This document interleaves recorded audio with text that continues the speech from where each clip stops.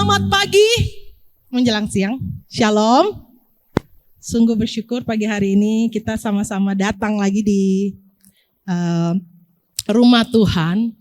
Sebelumnya saya mau tanya, ini handphone siapa? Ada yang memiliki handphone ini? Gak ada? Oke, kita taruh di dalam persembahan ya. Sorry. Oke. Kirain mau dikasih dalam persembahan, Pak. Kidding. Oke. Apa kabar saudara hari ini? Luar biasa. Coba boleh senyum dulu supaya saya bisa tahu kabar saudara dari lebarnya senyum saudara. Boleh lihat kiri kanan, lihat.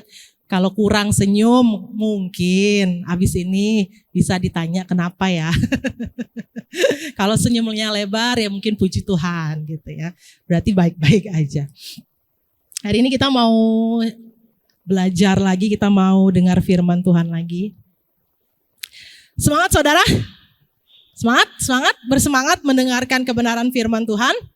Semangat. Saya juga semangat hari ini. Tapi sebelumnya, saya banyak sebelumnya ya. Mau ambil minum dulu.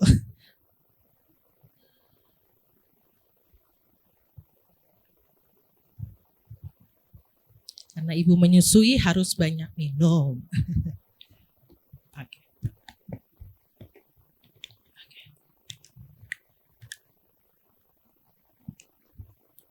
Baik saudara.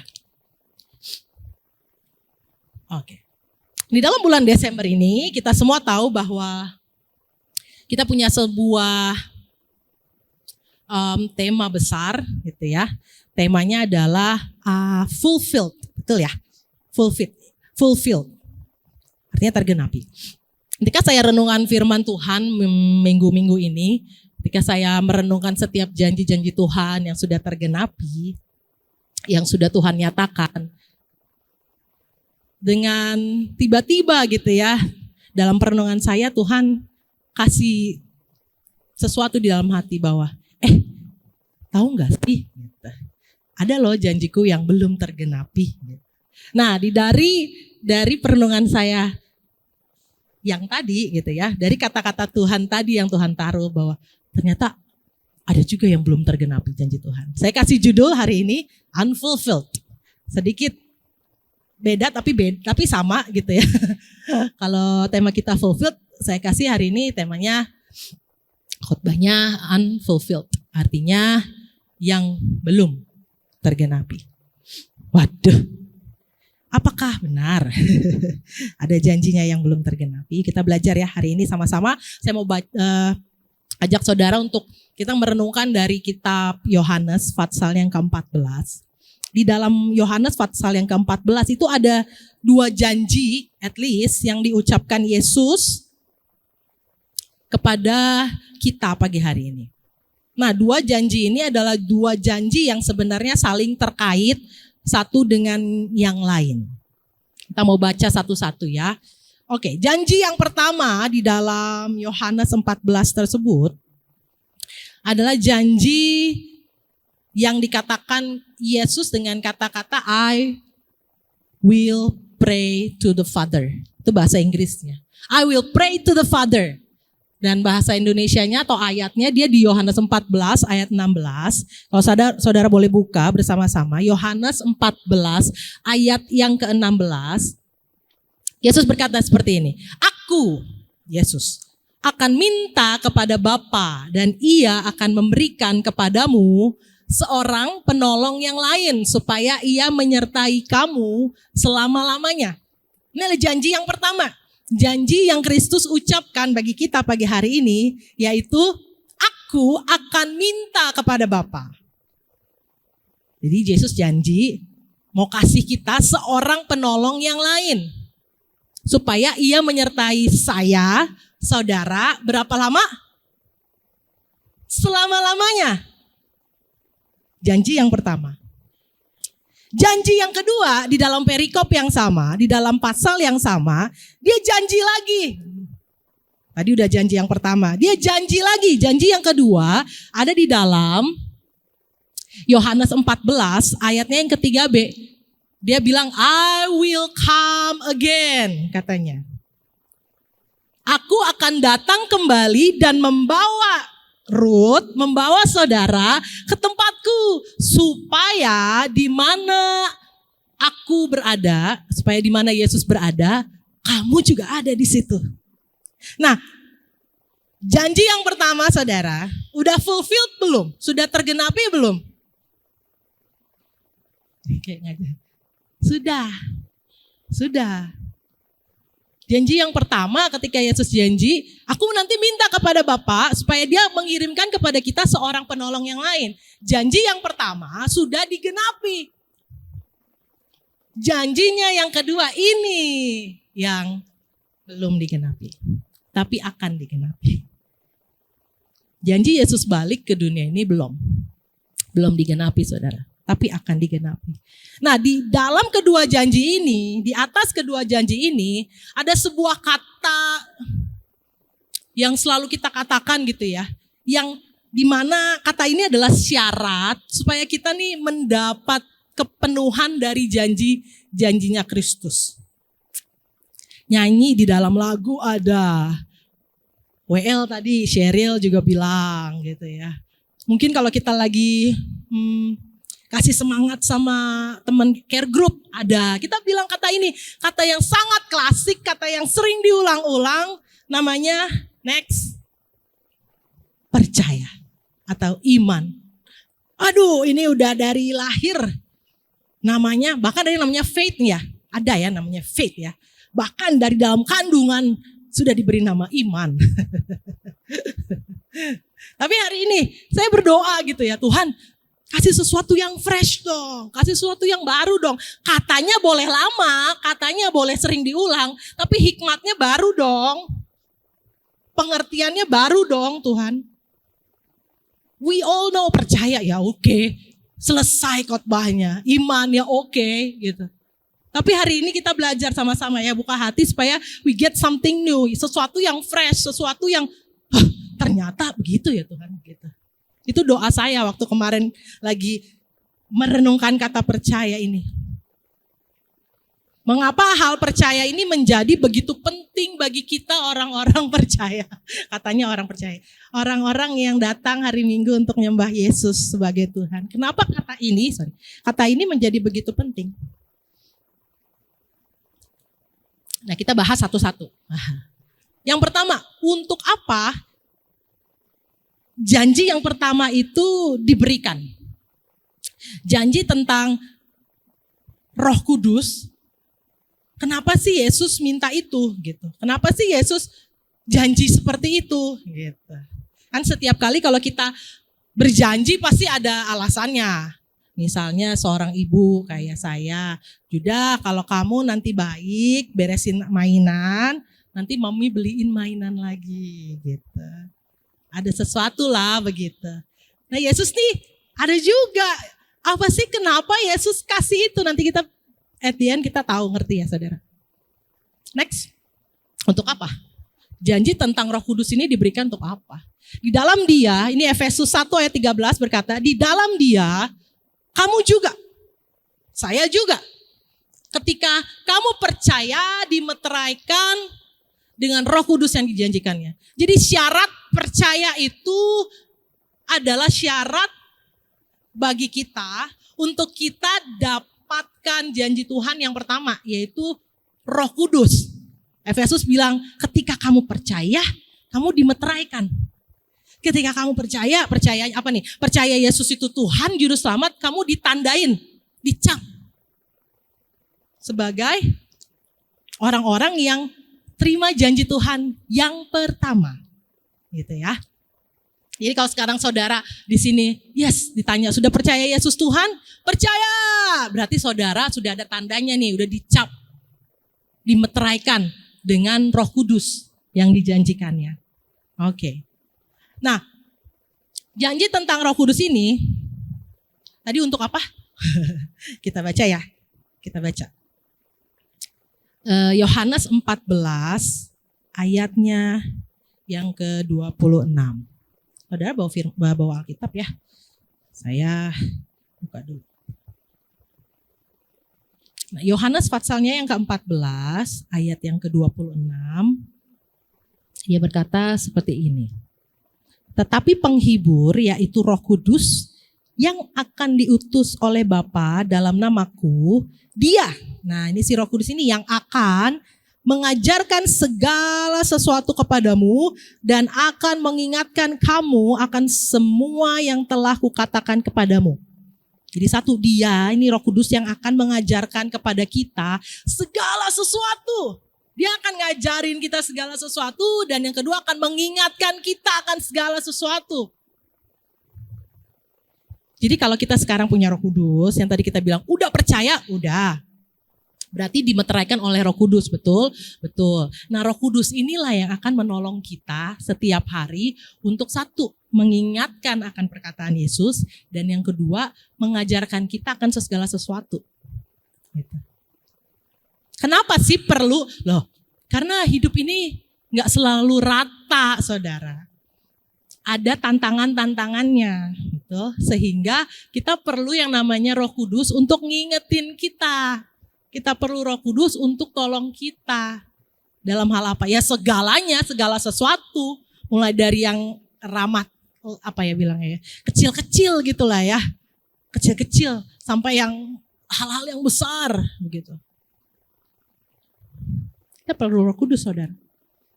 Dan yang kedua, saya tahu bahwa Roh Kudus ini juga yang akan tolong kita sampai kita menerima janjinya yang kedua.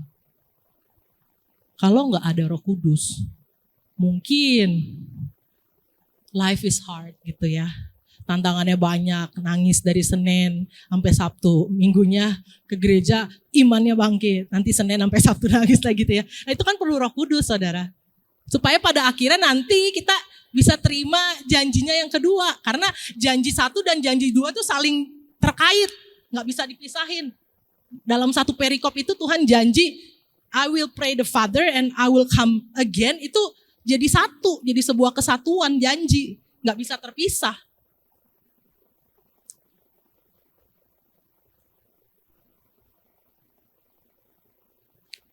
Sekarang kita belajar tentang janjinya yang kedua. Itu janjinya yang pertama tentang Roh Kudus. Bahwa kita dapat Roh Kudus ketika kita percaya, dimeteraikan dengan Roh Kudus. Apakah janji yang kedua juga butuh percaya gitu ya? Apakah untuk terima janji yang kedua, I will come again, butuh sebuah kata yang namanya percaya? Kita baca dari Yohanes 11 ayat yang ke-25, saudara. Yohanes patsalnya yang ke-11. Ayatnya yang ke-25. Ini perikop tentang Yesus ngomong ke Marta. Dia bilang gini, jawab Yesus, akulah kebangkitan dan hidup.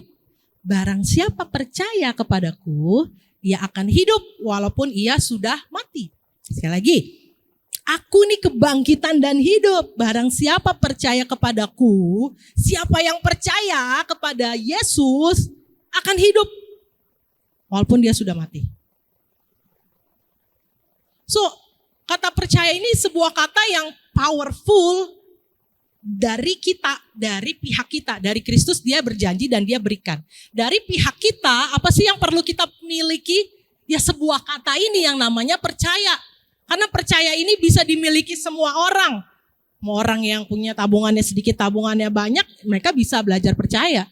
Mau kita yang punya backingan atau punya usaha besar, nggak punya usaha, ya kita bisa percaya. Ini kata yang universal, semua orang bisa miliki. Gitu. Mau pendeta ataupun bukan pendeta,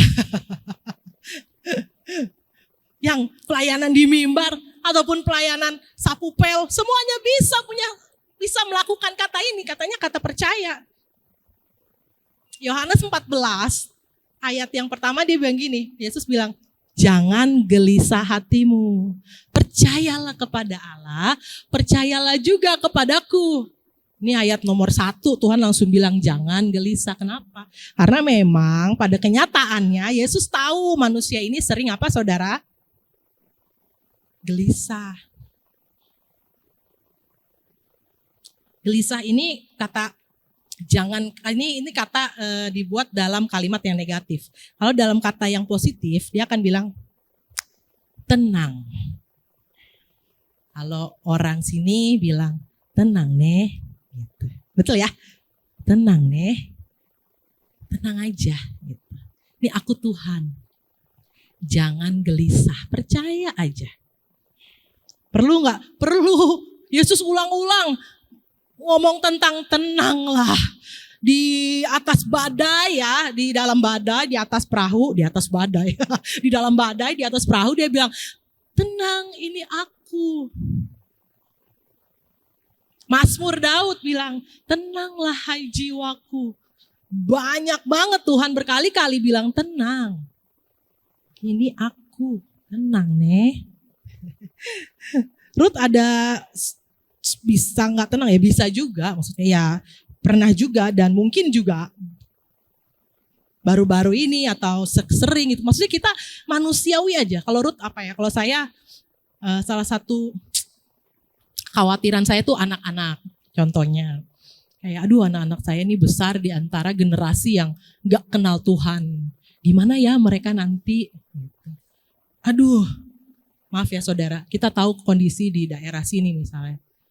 Nggak di daerah sini juga sih, tapi ya di mana-mana bahwa misalnya free sex, bebas, alkohol, dan lain-lain yang nggak bagus. Saya kan kepikiran ya, anak saya akan tumbuh di antara generasi yang seperti itu. Bisakah mereka fight? Bisakah mereka berdiri teguh sampai akhir? Kepikiran juga hal-hal kayak gitu. Tapi hari ini gitu ya, saya belajar, Tuhan bilang tenang. Percaya kepadaku.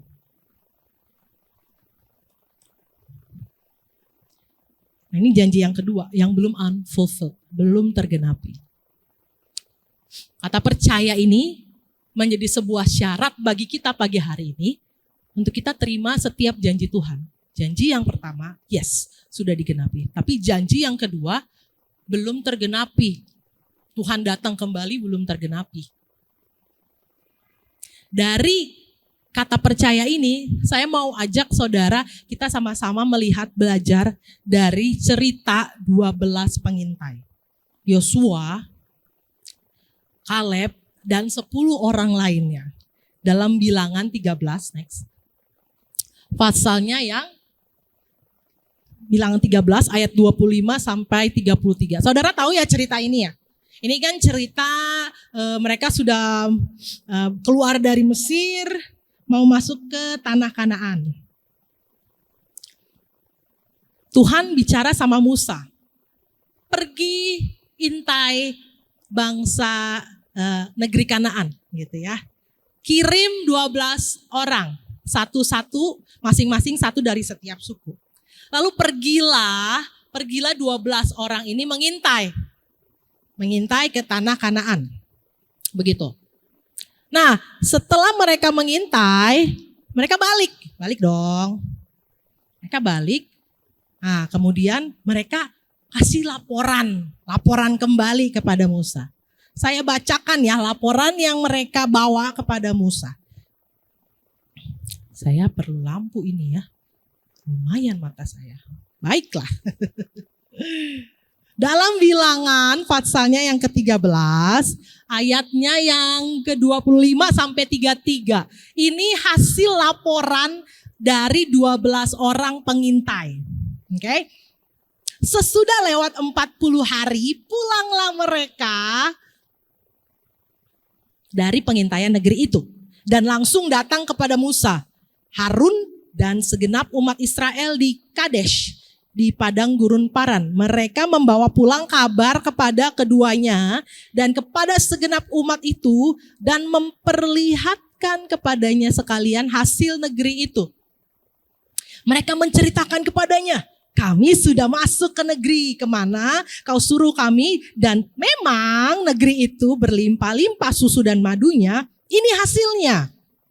Hanya bangsa yang diam di negeri itu kuat-kuat. Kota-kotanya berkubu dan sangat besar juga keturunan Enak telah kami lihat di sana. Orang Amalek diam di tanah Negeb. Orang Het, orang Yebus, orang Amori diam di pegunungan. Orang Kanaan diam di sepanjang laut dan sepanjang tepi sungai Yordan. Kemudian Kaleb mencoba menenteramkan hati bangsa itu di hadapan Musa, katanya. Tidak, kita akan maju dan menduduki negeri itu. Sebab kita pasti akan mengalahkannya. Tetapi orang-orang yang pergi ke sana bersama-sama dengan dia berkata, kita tidak dapat maju menyerang bangsa itu karena mereka lebih kuat daripada kita. Juga mereka menyampaikan kepada orang Israel kabar busuk tentang negeri yang diintai mereka dengan berkata, negeri yang telah kami lihat, kami lalui untuk diintai adalah suatu negeri yang memakan penduduknya. Semua orang yang kami lihat di sana, orang-orang yang tinggi-tinggi perawakannya. Juga kami lihat di sana orang-orang raksasa, orang enak yang berasal dari orang-orang raksasa. Kami lihat diri kami seperti belalang dan demikian juga mereka terhadap kami. Nah, itu laporan yang dibawa oleh ke-12 pengintai. Jadi 10 orang bicara tentang, iya sih bagus sih hasilnya, ini hasilnya sih memang penuh susu dan madu, tapi, tapinya banyak. Tapi kayaknya kita gak bisa ke sana, sebab orang tinggi-tinggi orangnya, raksasa. Bukan cuma raksasa, makan orang.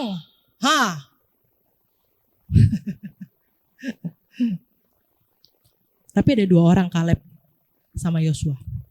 Dia bilang, enggak, kita pasti bisa melawannya. Gitu ya. Dia bilang, pasti kita masuk. Aduh.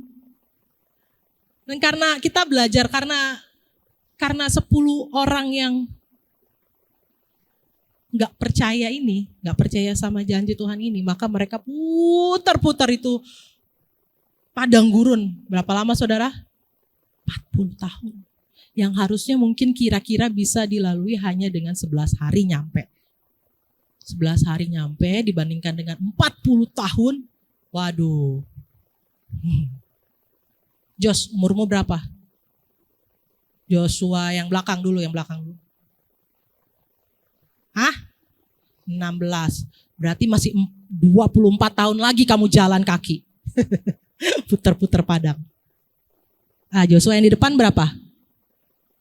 27. 13 tahun lagi kamu jalan kaki. Belum nyampe. Puter ya 40 tahun. Saya masih ya.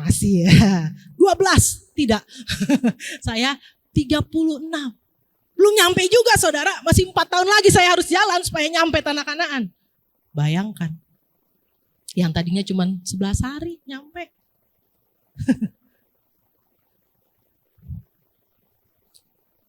Saya lanjut. Itu tadi bilangan 13. Bilangan Fatsal yang ke-13 cerita. Saya maju 1 Fatsal. Di bilangan yang ke-14. Kan berlanjut tuh ceritanya ya. Oh, jadi gimana nih? Pasti rusuh. Jadi kita maju atau enggak nih? Masuk atau enggak nih? Gitu. Itu orang di sana makan orang. Ada yang berani? Saya sih enggak berani. Ya kalau kamu mau masuk ya jalan aja sana sendiri. Mungkin gitu ya. Maksudnya rusuh kan gitu. Nah, setelah keadaan itu apa yang terjadi sih? Kita next di bilangan yang ke-14. Pasal yang ke-14 ayatnya yang ke-10 sampai 12 begitu ya. Lagi riuh-riuhnya mereka mungkin gitu ya. Karena dari pihaknya Kaleb sama Yosua itu juga kekeh. Udah jalan aja, kan Tuhan udah janji. Masuk aja, kalau dia berkenan pasti dia berikan tanah itu bagi kita gitu. Lagi satu bangsa lagi bingung, tiba-tiba ayatnya yang ke-10 sampai 12 bilang ini ya saudara. Lalu segenap umat itu mengancam hendak melontari kedua orang itu dengan batu. Kedua orang itu adalah Yosua dan Kaleb ya. Mereka mau melempari mereka dengan batu. Berarti kan udah rusuh ya keadaannya ya. Udah rusuh keadaannya. Tetapi tampaklah kemuliaan Tuhan di kemah pertemuan kepada semua orang Israel. Lagi rusuh-rusuhnya mau ngelemparin Yosua sama Kaleb dengan batu, tiba-tiba muncul kemuliaan Tuhan di dalam kemah pertemuan. Nah kalau kayak gitu ya mau gak mau mereka hormat lah ya. Masa mau langsung Tuhan tiba-tiba hadir gitu ya. Lalu Tuhan berfirman kepada Musa. Nah, perhatikan ayat ini saudara. Tuhan berkata kepada Musa, berapa lama lagi bangsa ini menista aku dan berapa lama lagi mereka tidak mau percaya kepadaku. Sekalipun sudah ada segala tanda mujizat yang kulakukan di tengah-tengah mereka. Berapa lama lagi kamu mau menista aku? Berapa lama lagi kamu tidak mau percaya kepadaku? Sekalipun udah banyak tanda-tanda mujizat yang aku kerjakan. Dan tanda-tanda mujizat yang Tuhan beri bukan yang Tuhan aku mau makan hari ini. Ya itu juga sih, dikasih makan. Betul, tapi dari langit dikasih makannya guys. Bukan beli ke pasar. Tuhan bosan makan mana, makan daging. Dikirim, burung-burung tiba-tiba nongol di padang gurun.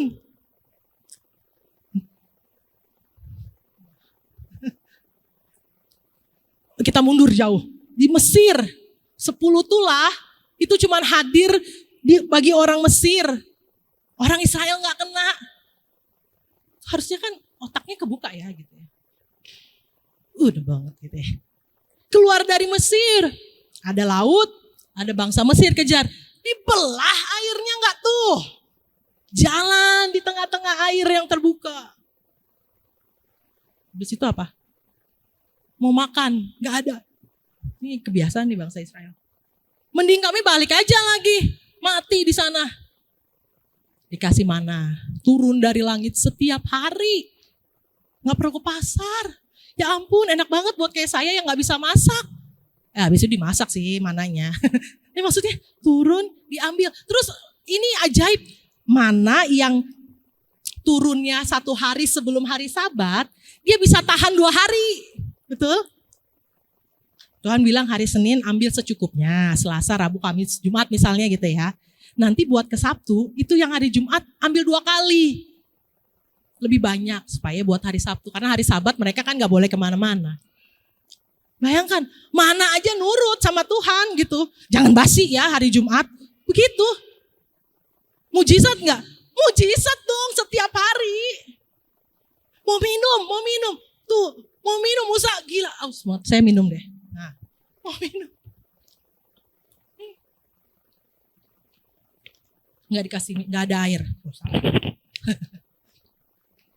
Mending kami balik lagi aja ke Mesir, mati di sana dah. Diketok gunung batu keluar air.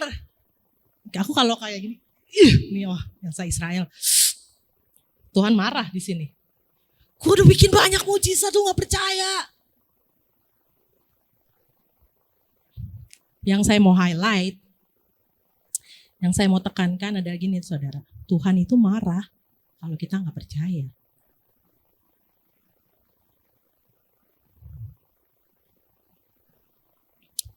Harusnya yang wajar ketika Tuhan tolong aku di hari ini, itu jadi sebuah tangga naik kelas untuk kita percaya lagi dong. Nanti di depan tuh ada lagi nih masalahnya. Harusnya nggak boleh bilang lagi, mana Tuhan katanya mau tolong. Nggak, udah nggak bisa gitu saudara. Hari ini saya mau push kita semua naik level percayanya. Bukan percaya yang jalan di situ lagi 40 tahun. Sama aja percayanya ketika masalah nanya, mana Tuhan? Tuhan mana gitu. Ada masalah lagi, doanya sama Tuhan mana? Dong, church, naik level dong percaya kita ya. Next year, hari ini belajar. Kalau ada problem di depan, udah gak usah nanya lagi Tuhan. Percaya aja kayak Sadrak, Mesak, Abednego gitu. Yang imannya sampai kayak, kalau pun sampai titik Tuhan gak tolong, aku tetap percaya sama Tuhan. Ayo dong, kita bisa di titik itu dong. Gitu ya. Amen. Ternyata nggak percaya itu dikategorikan sebagai sesuatu yang bikin Tuhan marah. Mazmur Fatsalnya yang ke 119 ayat 11 bilang gini, dalam hatiku aku menyimpan janjimu supaya aku jangan berdosa. Dalam hatiku, aku nyimpan setiap firman Tuhan, janji-janji Tuhan supaya aku jangan berdosa. Ternyata kalau kita nggak nyimpan janji Tuhan, ternyata kalau kita nggak percaya sama janjinya Tuhan, dikategorikan lah kira-kira gitu sebagai perbuatan dosa. Makanya Tuhan marah. Nah ketika Tuhan tadi di Bilangan 14 dia bilang, berapa lama lagi kamu nggak mau percaya sekalipun sudah ada segala tanda mujizat yang kulakukan di tengah-tengah mereka. Ayat 12 Tuhan marah sekali, dia bilang, aku akan memukul mereka dengan penyakit sampar dan melenyapkan mereka. Tetapi engkau akan kubuat menjadi bangsa yang lebih besar dan lebih kuat. Sungguh-sungguh Tuhan nggak suka, marah sekali. Questioning Tuhan itu bikin Tuhan marah ternyata. It's a sin, dosa. Supaya nggak berdosa. Karena pada kenyataannya kalau saudara baca nanti di dalam 40 tahun itu mereka bikin dosa lagi, berzina, pemberontakan, apalagi mereka bersungut-sungut, segala dosanya ada di situ. Padahal udah ada janjinya gitu ya. Janjinya tentang dia mau bawa bangsa Israel masuk ke dalam tanah Kanaan. Udah janjinya itu aja. Sebenarnya simple kan? Mau bawa kamu masuk ke dalam tanah Kanaan. Tapi karena mereka nggak ingat janji itu, mereka nggak simpan di dalam hati. Akibatnya mereka buat dosa lagi. Kecuali 2 orang ini yang percaya. Karena pada akhir ceritanya memang hanya 2 orang ini yang masuk tanah perjanjian. Karena mereka percaya. Yang membelah lautan mah Tuhan, yang memberi mana mah Tuhan, yang memberi mereka minum mah Tuhan, yang membukakan sungai Yordan Tuhan, yang memberi kemenangan atas kemenangan dari peperangan melawan bangsa Amori, bangsa-bangsa yang lain mah Tuhan. Bagiannya cuman percaya. Bagiannya Yosua sama Kaleb cuman percaya. Itu satu yang pertama. Jadi percaya itu bisa bikin Tuhan, kalau gak percaya bisa bikin Tuhan gak suka saudara. Dia gak suka, gak marah. Dia marah kalau kita gak percaya. Jadi di dalam doa-doa kita, di dalam permintaan-permintaan kita, dalam hidup kita yang gak selamanya mulus, mungkin tiba-tiba sakit gitu ya. Atau ada pertengkaran di dalam keluarga, perselisihan, perlu makanan harian, semua segala permasalahan hidup lah ya. Percintaan, kalau yang masih single, punya rasa percaya yang naik ya saudara.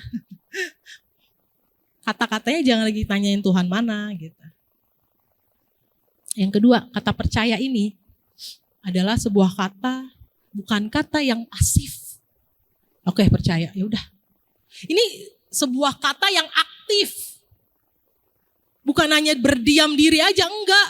Waktu Yosua sama Kaleb percaya, mereka serang, mereka bilang kita bisa melawan bangsa itu. Artinya mereka enggak berdiam diri aja. They work. Mereka kerjakan bagian mereka. Enggak bisa cuman percaya dan kemudian ya udah leha-leha gitu. Loh, waktu kita percaya, respon kita apa biasanya? Kita minta dibaptis. Nah, dibaptis itu kan sebuah kata aktif. Percaya, kemudian ngambil langkah iman, sebuah kata yang aktif namanya minta dibaptis. Setelah dibaptis, minta apa lagi? Diajar, ya. Minta diajar. Setelah diajar, dia harusnya bawa jiwa lagi untuk dibaptis. Gitu tuh, circle-nya tuh muter gitu. Jadi bagi kita yang udah dibaptis, cari jiwa, kerja. Jangan pasif jadi orang Kristen tuh. Aktif. Percaya ini sebuah kata aktif. I believe Tuhan pasti tolong saya. Jadi hari ini saya mau bangun, saya mau kerja, saya mau semangat, saya mau cari jiwa, saya mau masak lagi, saya mau whatever. Udah jadi orang percaya 20 tahun, 30 tahun yang gak aktif begitu aja. No, percaya ini sebuah kata aktif.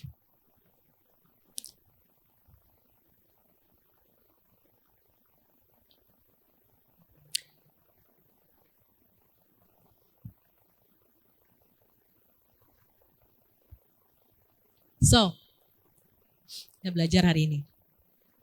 Dari kata percaya ini, bahwa hari-hari ini saudara, kita akan merayakan Christmas. Saya lagi renungin gitu ya. Kalau dulu bangsa Israel itu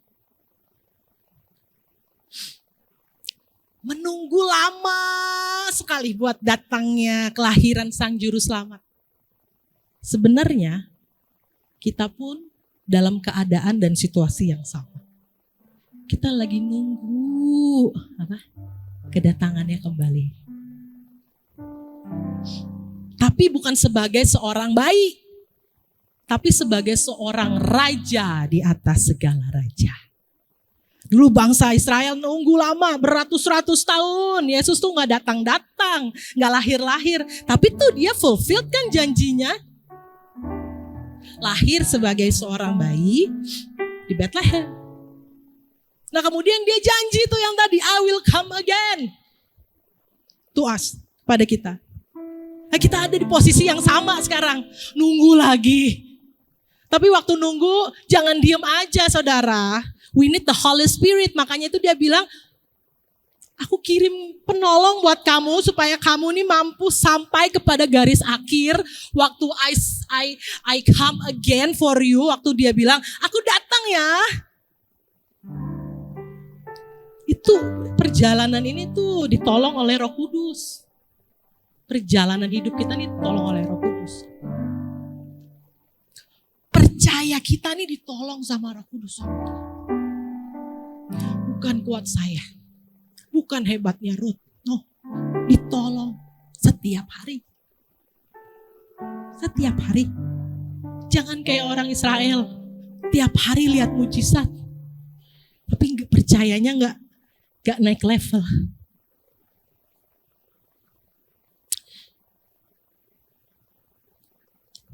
Tapi saya tahu juga kalau saya masih di tengah sini, perjalanan saya sisanya, karena saya mau belajar percaya, saya tahu saya ditolong Roh Kudus juga. Supaya kita semua nih ketemu lagi. Waktu Tuhan, I will come again. Ada sama-sama. Boleh pinjam bentar. Saudara, ini ilustrasi aja supaya mungkin bisa bikin kita lebih ngerti. Sedikit lebih mengerti. Hidup kita nih singkat. Tuh, saya selalu bilang sama Tiwasi, kita nih gak ada yang tahu hidup kita. Ya. Gak ada yang tahu kapan balik ke surga. Nah, hidup kita, saudara, paling berapa panjang sih? Ada yang panjangnya segini mungkin. Ini yang lebih panjang. Ada yang mungkin segini panjangnya, beda-beda begitu ya waktunya. Ada yang panjang banget, ya udahlah kasihlah panjang banget. Tapi hidup kita yang cuman sependek ini menentukan hidup kita yang berapa lama.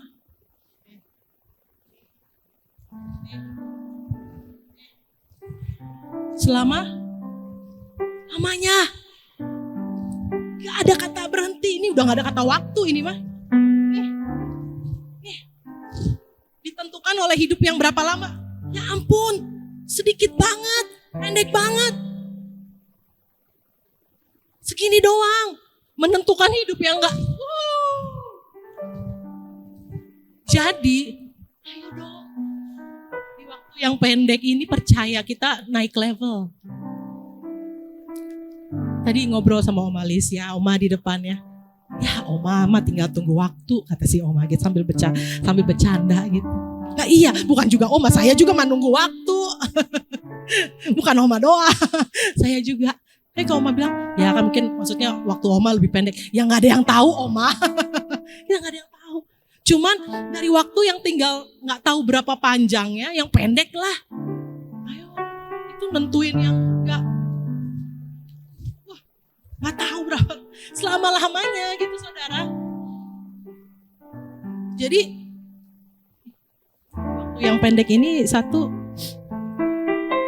Dia punya rasa percaya sama Tuhan. Kalau kamu butuh apa sih hari ini? Gitu ya. Anak muda, kamu butuh apa sih? Paling cuma minta pacar aja kayak gitu mah. Atau minta apa lagi sih? Iya, hadiah-hadiah. Orang tua kayak saya butuh apa sih? Ya butuh keamanan begitu ya. Istri butuh rasa aman di dalam financial misalnya gitu. Anak yang lebih tanggung lagi YP butuh apa? Cari kerja. Ya. Apa sih kebutuhan? Suami istri butuhnya apa? Tambah anak? Boleh.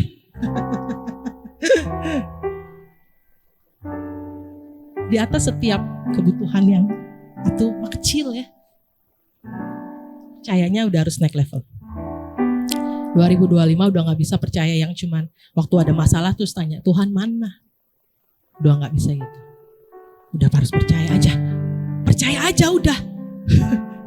Nah, yang tolong percaya itu adalah Roh Kudus. Gitu. Sampai next. Pada akhirnya ini yang tadi, next. Lukas 18 ayat 8. Tetapi jika anak manusia itu datang. Nah, waktu Tuhan datang, dia tanya sebuah pertanyaan. Udah datang masih mau nanya-nanya di interview. Adakah ia mendapati iman di bumi?